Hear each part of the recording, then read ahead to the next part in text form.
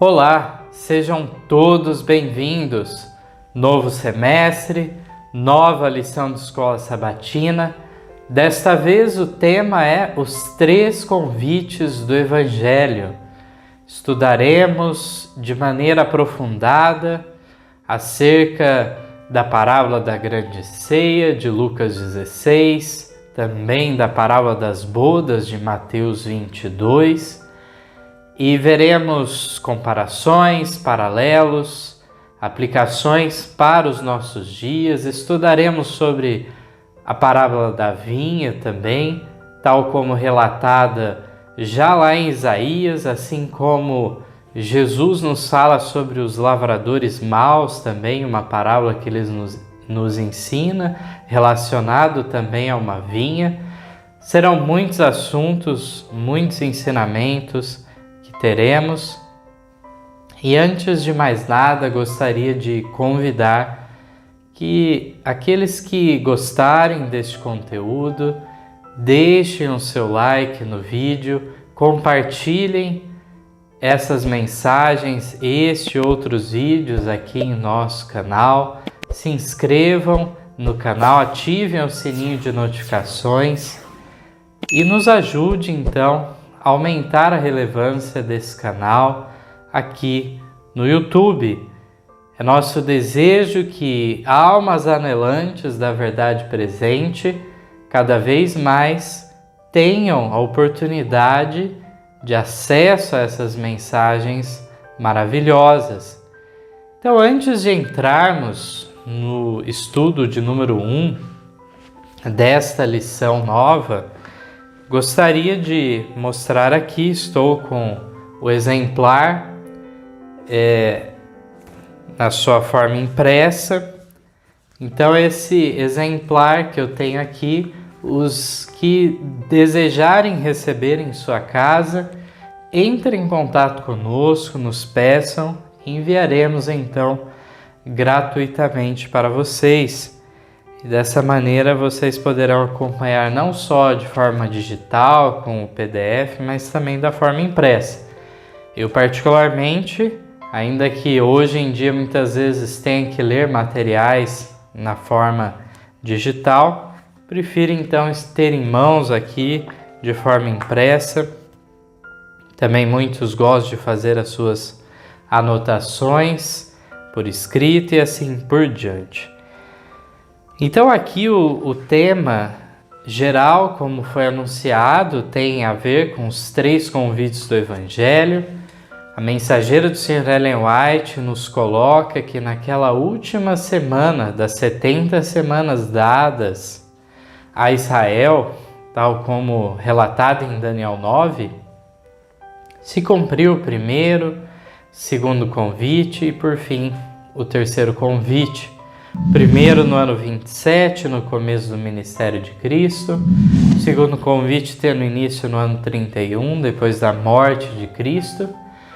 E após o ano 34, depois da morte de Estevão, se abre então o Evangelho de maneira igual para gentios e judeus. Não havia mais preferência para a nação ou o povo israelita, mas estavam nivelados.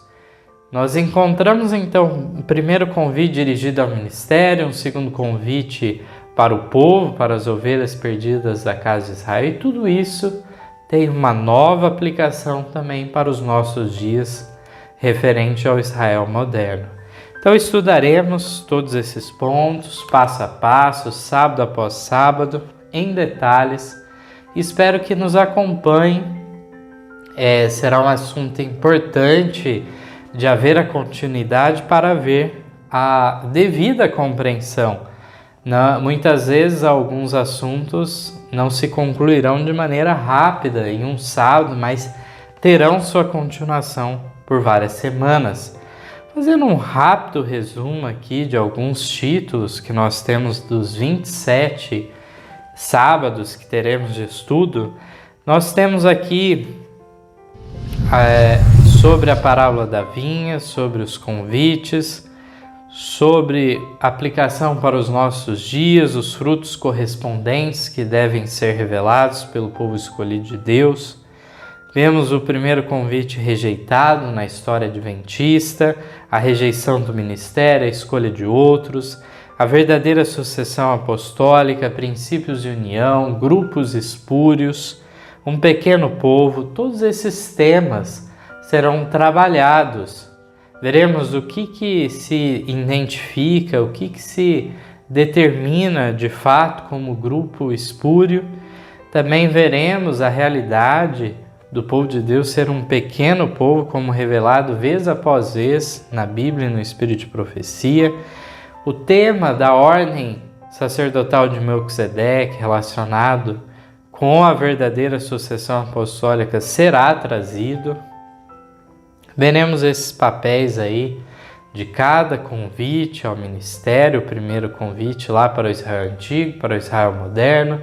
Também o trabalho com o povo israelita, povo adventista, assim como o terceiro convite, trazendo aí o último convite divino nos nossos dias.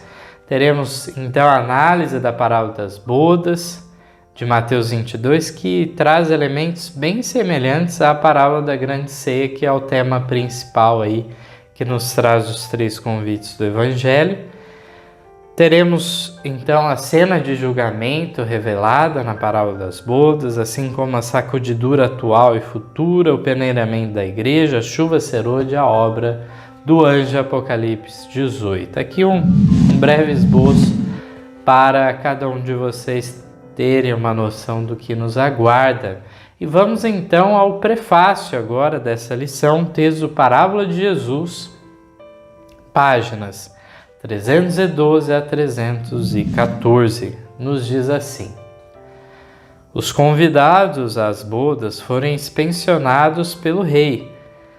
Só foram aceitos os que obedeceram aos seus requisitos e usaram o vestido nupcial. Assim ocorre com os convidados para a ceia do Evangelho. Todos são examinados pelo rei, só serão recebidos os que trajarem as vestes da justiça de Cristo. Justiça é fazer o bem, e é pelos atos que todos serão julgados. Nosso caráter é revelado pelo que fazemos. As obras mostram se a fé é genuína. Não é bastante crermos que Jesus não é impostor e a religião da Bíblia não é uma fábula artificialmente composta. Podemos crer que o nome de Jesus é o único debaixo dos céus pelo qual devemos ser salvos. E, contudo, podemos não torná-lo pela fé nosso Salvador pessoal. Não é bastante crer na teoria da verdade, não é bastante fazer profissão de fé em Cristo e ter nosso nome registrado no rol da igreja. Aquele que guarda os seus mandamentos, nele está e ele nele. E nisto conhecemos que ele está em nós, pelo Espírito que nos tem dado. 1 João 3,24.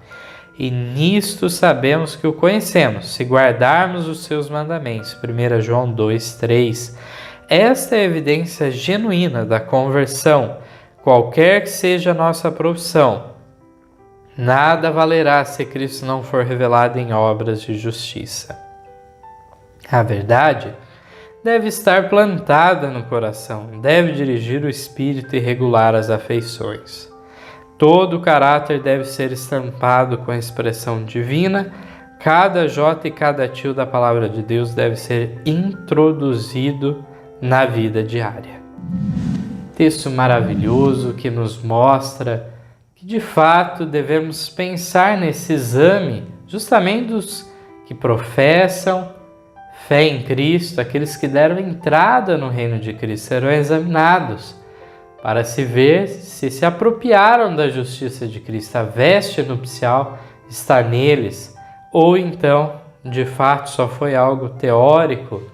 Não é apenas não lutar contra o cristianismo, não falar mal de Jesus, mas é muito mais do que isso. É uma relação pessoal que transformará então a vida dessa pessoa. Verdadeiramente nascerá então novamente. A verdade, portanto, deve estar plantada no coração, como aqui foi dito. A lição de número 1 tem o título Plano e Propósito de Deus com a Nação Judaica.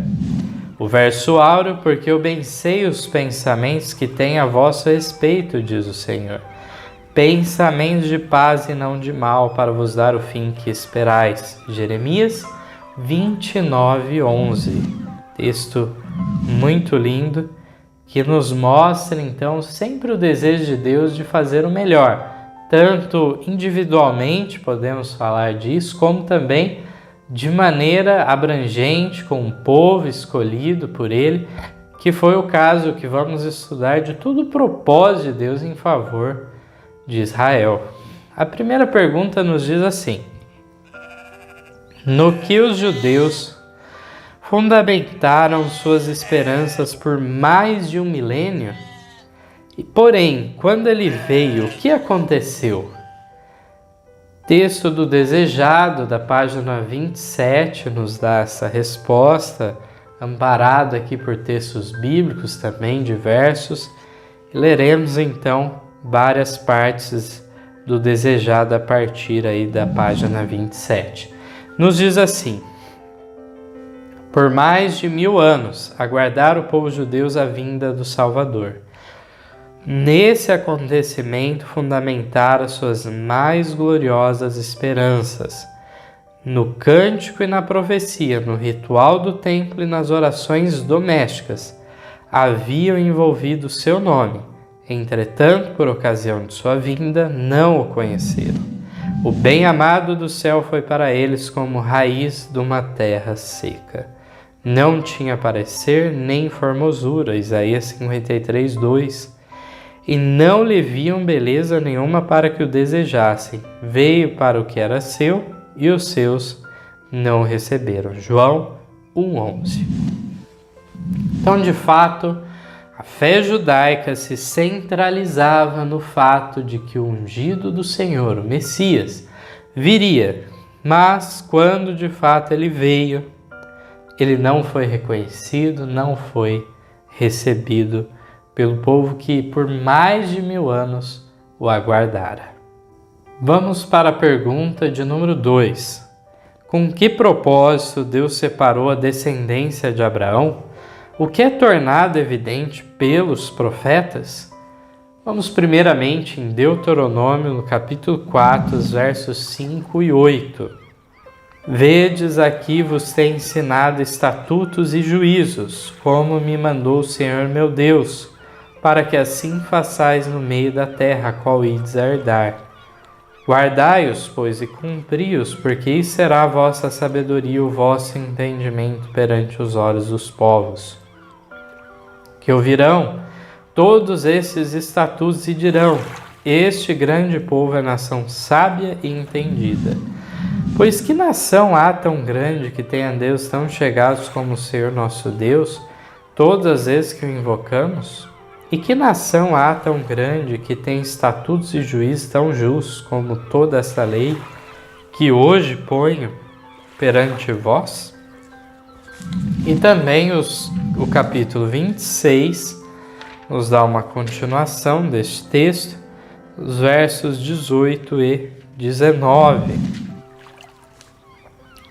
E o Senhor hoje te declarou que tu lhe serás por seu próprio povo, como te tem dito, e guardará todos os seus mandamentos, para assim te exaltar sobre todas as nações que criou, para louvor e para fama e para glória, e para que sejas um povo santo ao Senhor teu Deus, como tem falado.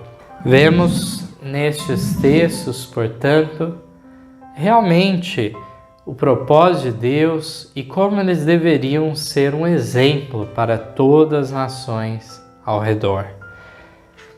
O texto do Espírito de Profecia nos diz: todavia Deus escolhera Israel. Ele o chamara para conservar entre os homens o conhecimento de sua lei e dos símbolos e profecias que apontavam ao Salvador.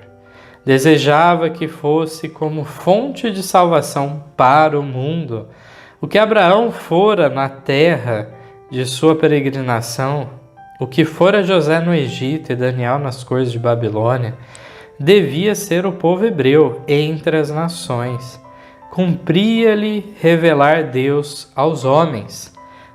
Na vocação de Abraão, Deus dissera: abençoar-te-ei, tu serás uma bênção, e em ti serão benditas todas as famílias da terra. Gênesis 12, 2 e 3. O mesmo ensino foi repetido pelos profetas. Ainda depois de Israel haver sido arruinado por guerras e cativeiros, pertencia-lhe a promessa: então os restos de Jacó estarão no meio de muitos povos, como o orvalho que vem do Senhor, e como gotas de água que caem sobre a erva, sem dependerem de ninguém, sem esperarem nada dos filhos dos homens. A respeito do templo de Jerusalém, o Senhor declarou por intermédio de Isaías: minha casa será chamada casa de oração para todos os povos. Isaías 56, 7. Encontramos aqui, de fato, esse desejo de Deus de ser luz ao mundo, Israel. Vemos que houve alguns momentos especiais que isso aconteceu, quando de maneira involuntária, de maneira não que fosse da vontade deles, mas através da figura de alguns personagens fiéis, como José no Egito, Daniel em Babilônia, foi dado um pouco de luz para essas nações. Aqui vemos que com o chamado de Abraão, deveria a bênção dada a ele se estender aos demais que quisessem então seguir por este caminho. Mas primeiramente deveriam ser revelados os princípios dados por Deus, os símbolos e tudo mais quanto à salvação.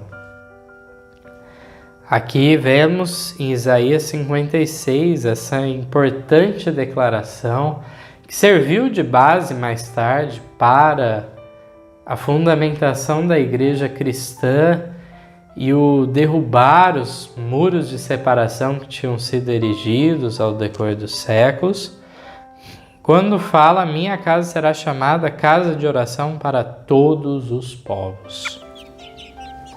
Vamos à terceira pergunta: o que se seguia a toda a reforma em Israel? Se houvessem sido leais a Deus, o que teria se realizado? Nos diz o texto do Espírito de Profecia. Mas os israelitas fixaram suas esperanças em mundanas grandezas. Desde o tempo de sua entrada na terra de Canaã, apartaram-se dos mandamentos de Deus e seguiram os caminhos dos gentios. Era em vão que Deus enviava advertências por seus profetas. Em vão sofriam eles o castigo da opressão gentílica.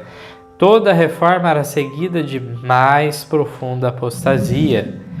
Houvessem os filhos de Israel sido leais ao Senhor, e ele teria podido cumprir seu desígnio honrando-os e exaltando-os. Houvesse andado nos caminhos da obediência e tê-los-ia exaltado sobre todas as nações que fez para louvar e para a fama e para a glória. Deuteronômio 26, 19. Todos os povos da terra verão que és chamado pelo nome do Senhor, disse Moisés, e terão temor de ti. Deuteronômio 28, 10. Os povos, ouvindo todos esses preceitos, dirão: eis um povo sábio e inteligente, uma nação grande. Deuteronômio 4, 6.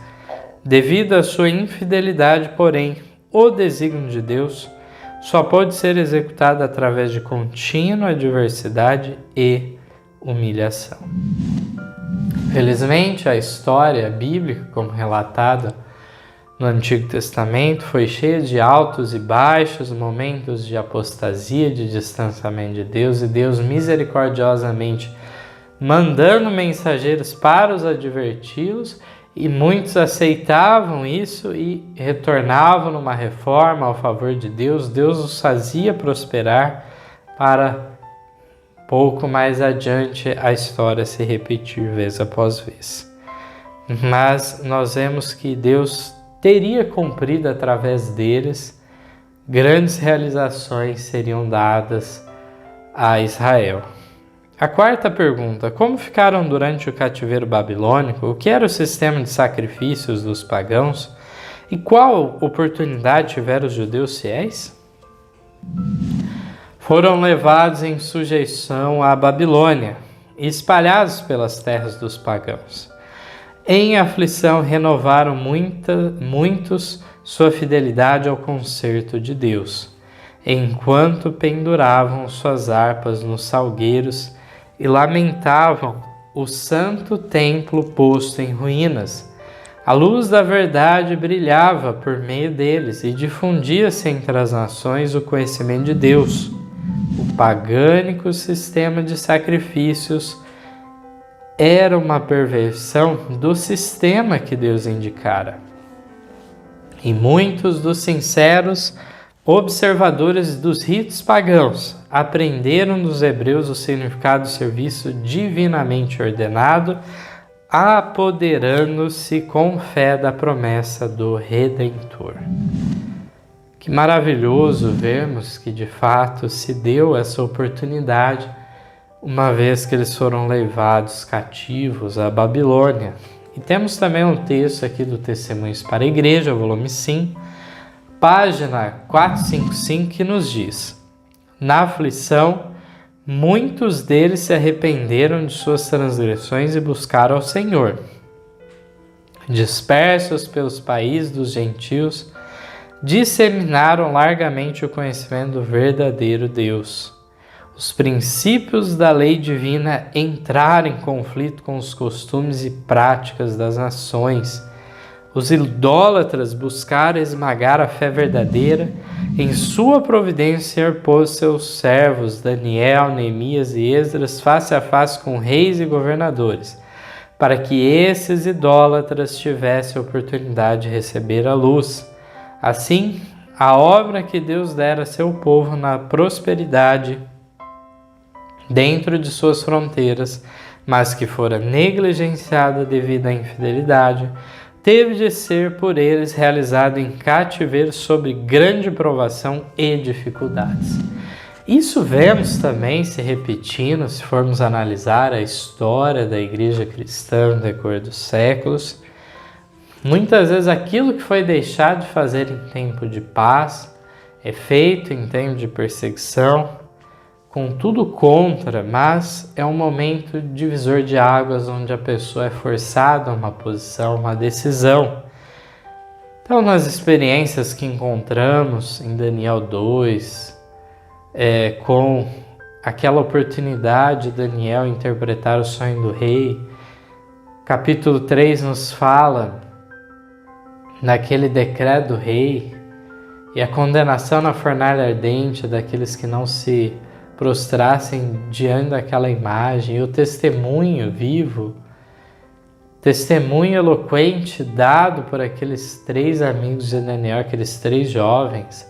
O capítulo 4 nos mostra mais uma oportunidade de Deus trabalhando com o rei através de um sonho para que ele deixasse o seu orgulho próprio.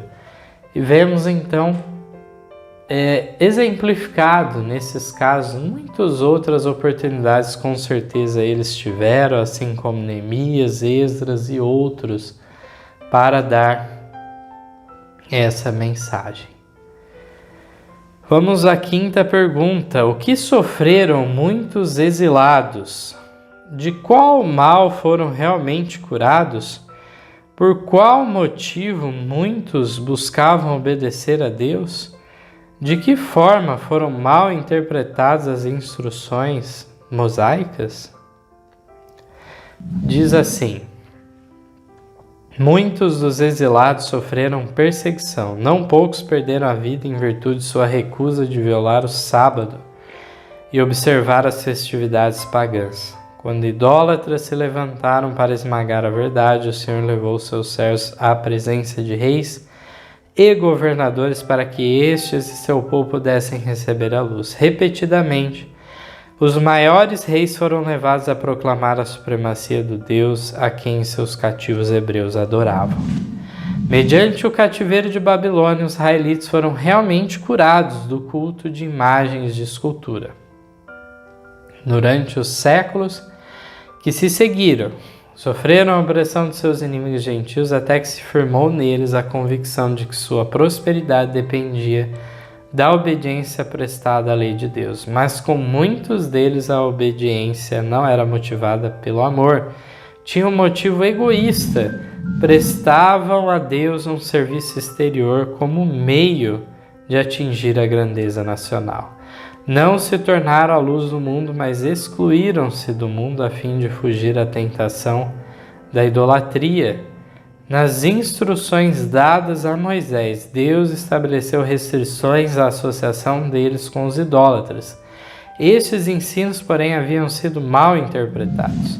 Visavam preservá-los contra as práticas dos gentios, mas foram usados para estabelecer uma parede de separação entre Israel e todas as outras nações. Os judeus consideravam Jerusalém como seu céu e tinham reais ciúmes de que Deus mostrasse misericórdia aos gentios. Vimos que houve oportunidade para eles lá em Babilônia, também debaixo da tutela de outras nações que depois vieram, Medo-Pérsia, Grécia e Roma, de então revelar inclusive o verdadeiro sistema de sacrifícios, o significado, tirando então aquela imagem que era uma perversão, uma distorção da verdade, onde os idólatras então praticavam seus sacrifícios de uma maneira a apaziguar a ira de um Deus irado, e havia várias divindades para várias razões, necessidades, e agora mostrando então que tudo se centralizava num substituto divino, que então paga a culpa do pecado. Vemos agora nessa nota que houve mártires da fé nesses períodos, pessoas que se recusaram a violar o sábado e outros pontos da lei, selar o seu testemunho com o próprio sangue. Vemos que houve uma cura de fato do mal, então, da idolatria. Finalmente, eles ficaram livres disso através dessa experiência, então, radical pela qual passaram. Infelizmente, eles desenvolveram outro problema. Ficaram livres daquele desejo de justamente copiar as outras nações e também ter os seus deuses em profusão, imagens deles assim por diante, para agora prestarem um serviço a Deus de maneira exterior, sem uma mudança do coração e se colocando acima dos gentios, de maneira a não haver esse trabalho, que podemos chamar um trabalho missionário. Isso, a Igreja de Deus, ao decorrer da história, muitas vezes falhou também em ficar com a luz escondida internamente, apenas para benefício daqueles que passaram geração após geração levando aquelas verdades, mas faltando muitas vezes dar a luz àqueles que não tiveram oportunidade.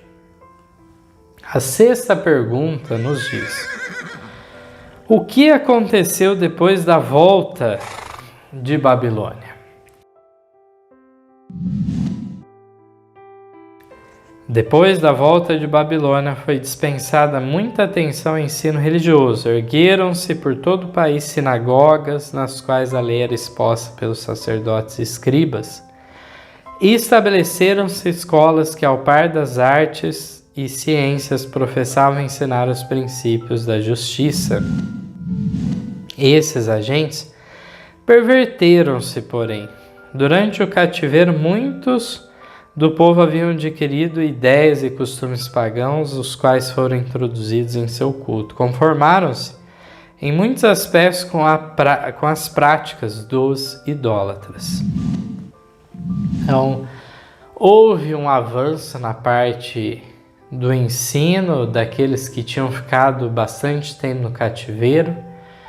Ao retornarem, muitos sequer sabiam a língua culta, a língua hebraica em si, mas já falavam um dialeto aramaico ou outra língua, e muitas vezes então os levitas, os sacerdotes até traduziam para o aramaico as escrituras, para benefício desse. Havia as leituras públicas.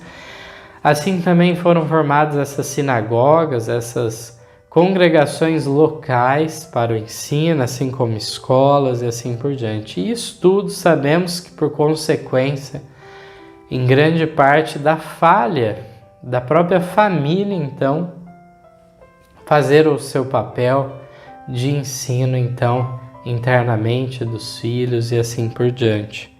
Houve, porém, um propósito bom num primeiro momento, mas que se perverteu também este ensino, como foi dito. Sétima pergunta: o que perderam de vista em grande parte? O que fizeram a fim de repor o que haviam perdido? Em que situação ficaram as pessoas? Vamos primeiramente ao texto de Mateus 23:4, que nos dá um panorama também sobre isso. Pois atam fardos pesados e difíceis de suportar e os põem aos ombros dos homens. Eles, porém, nem com o seu dedo querem movê-lo. O texto do Espírito de Profecia nos comenta: à medida que se apartavam de Deus, os judeus perderam de vista, em grande parte, os ensinos do serviço ritual. Esse serviço foi instruído pelo próprio Cristo. Era, em cada uma de suas partes, um símbolo dele, mostrara-se cheio de vitalidade e beleza espiritual. Mas os judeus perderam a vida espiritual de suas cerimônias, apegando-se às formas mortas. Confiavam nos sacrifícios e ordenanças em si mesmos, em lugar de descansar naquele a quem apontavam. A fim de suprir o que haviam perdido, sacerdotes e rabis multiplicavam exigências por sua conta, e quanto mais rígidos se tornavam, menos manifestavam o amor de Deus. Mediam sua santidade pela multidão de cerimônias, ao passo que tinham o coração cheio de orgulho e hipocrisia. Com todas suas minuciosas e enfadonhas imposições, era impossível guardar a lei. Os que desejavam servir a Deus e procuravam observar os preceitos dos rabinos arrastavam um pesado fardo. Não podiam encontrar sossego das acusações de uma consciência turbada. Assim operava Satanás para desanimar o povo, rebaixar sua concepção do caráter de Deus e levar ao desprezo a fé de Israel. Esperava estabelecer a pretensão que manifestara quando de sua rebelião no céu, que as reivindicações de Deus eram injustas e não podiam ser obedecidas. Mesmo Israel, declara ele, não guardava a lei. Então perderam de vista o sentido espiritual daquelas cerimônias, e para então suprir o lugar do que eles tinham perdido, a essência daquela religião, eles então introduziram regras, leis por conta própria. E quanto mais rígidos se tornavam, diz que menos manifestavam amor o amor de Deus. Mediante sua santidade pela multidão de cerimônias, aqui foi dito, mediam sua santidade pela multidão de cerimônias, e aqui diz, ao passo que tinham o coração cheio de orgulho e hipocrisia. Então, seguindo esse exemplo que mais tarde vem ao nosso conhecimento a figura do partido dos fariseus, então aquela ala da igreja judaica que trabalhava então em cima muito disso, de especificar cada lei, cada ponto, diz que isso tudo tornava impossível a guarda da lei dessa maneira. E vemos então que era um estorvo de fato para as pessoas que adotavam esse tipo de religião. 8ª pergunta. De qual conceito lhes faltava uma visão clara e que caminho foi preparado? Nos diz assim o texto. Ao passo que os israelitas desejavam o advento do Messias, não tinham um reto conceito da missão que ele vinha desempenhar. Não buscavam a redenção do pecado, mas libertação dos romanos. Olhavam o Messias por vir como conquistador para quebrar a força do que os oprimia e exaltar Israel ao domínio universal. Assim estava preparado o caminho para rejeitarem o Salvador. Então, por essa falta de visão clara do objetivo, da grande razão da vinda do Messias, eles então, achando que era apenas por uma razão secular, isso os levou então, por fim, a preparar o caminho para rejeitar a Jesus que não veio segundo as expectativas. Pergunta 9. Em que condição estava a nação ao tempo do nascimento de Cristo?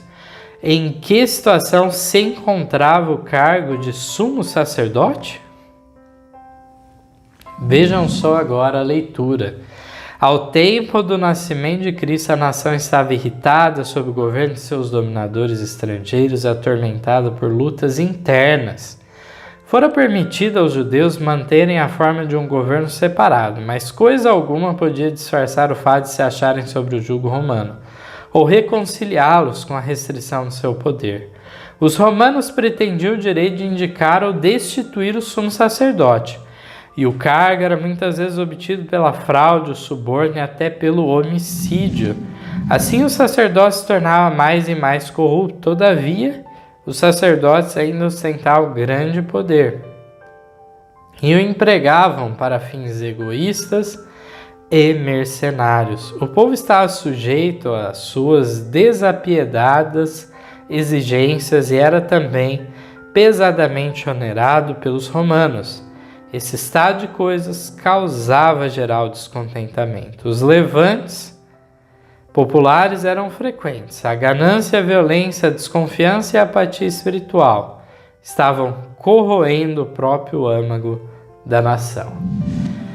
Então nós tivemos aqui, ao decorrer da lição, um resumo muito abrangente da história de Israel. E após o retorno do cativeiro, há uma reforma trazida, uma reforma nacional por Esdras e Neemias. Mas à medida que o tempo passa, há um fracasso espiritual. Isso os leva novamente a um controle debaixo do jugo, então, grego, às disputas que convergiam com aquele território justamente da região, então, da Judéia, de uma parte do rei Sírio, de outra parte do rei do Egito, na figura das dinastias deixadas pelos generais de Alexandre Magno, os Ptolomeus no Egito, os Seleustas, justamente na parte síria.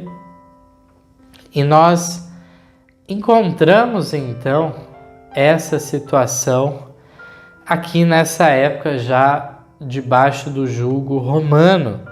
Havia alguma autonomia, algumas decisões sendo tomadas por conta própria, havia a própria figura do sinédrio, que tinha um papel também de tribunal.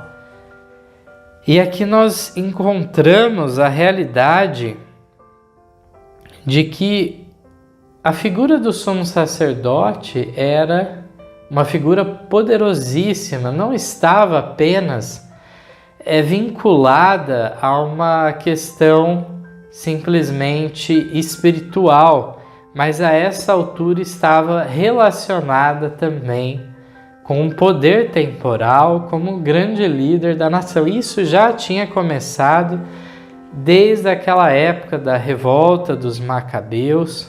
Nós já vemos então a figura do sumo sacerdote tendo esse papel de não só líder espiritual, mas um líder em todos os sentidos. O partido dos fariseus justamente era um partido mais conservador e que era crítico muitas vezes daqueles que estavam mais no poder, no controle do sinédrio, assim como também na figura do sumo sacerdote, que era principalmente os saduceus. E esses saduceus, em muitos pontos da fé, não acreditavam, rejeitavam e tinham uma outra visão. Então nós vemos que a essa altura, não só o caso de Anás e Caifás, como é visto de maneira muito clara a impiedade desses homens, mas mesmo no caso de outros que vieram antes e depois, havia então essa situação do cargo, diante dessa importância, como falamos, ser obtido por fraude, suborno, até pelo homicídio, e assim foi se tornando o sacerdócio cada vez mais corrupto e o poder muitas vezes sendo empregado para fins egoístas e mercenários. E Jesus, quando vem, ele mostra que a solução não estava nem em saduceus, nem em fariseus, que apenas apregoavam uma santidade exterior, mas não havia uma mudança real. Então, João Batista abre o caminho para o ministério de Cristo, preparando de fato os corações para uma santidade genuína. Vamos à última pergunta, de número 10. O que o povo ansiava e o que não observaram nas profecias? O ódio dos romanos, bem como o orgulho nacional e espiritual, levaram os judeus a apegar-se ainda rigorosamente às suas formas de culto. Os sacerdotes tentavam manter reputação de santidade mediante escrupulosa atenção às cerimônias religiosas.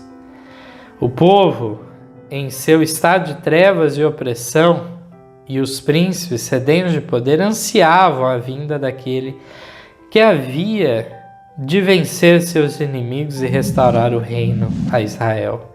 Eles tinham estudado as profecias, mas sem percepção espiritual. Esqueciam, portanto, os textos que apontavam a humilhação do primeiro advento de Cristo e aplicavam mal os que falavam da glória do segundo.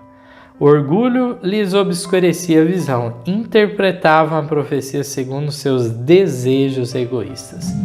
Aquelas partes da escritura sagrada que lhes agradava, eles atentavam aquilo que fazia cor ao que eles ansiavam.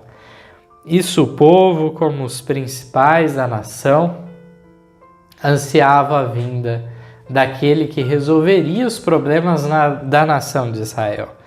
Mas não atentaram para a separação da primeira e da segunda vinda de Cristo, o papel de humilhação, de servo sofredor, que está predito já em Isaías 53. Que diante dessas lições aprendidas a essa altura, não venhamos a repetir essa experiência do antigo Israel. Continuaremos nas próximas semanas falando ainda sobre Israel, sobre o papel deles, as partes em que foram vitoriosas, as partes em que fracassaram. Que hoje, em nossos dias também, temos uma noção clara da missão que nos é dada, a de representar a João Batista.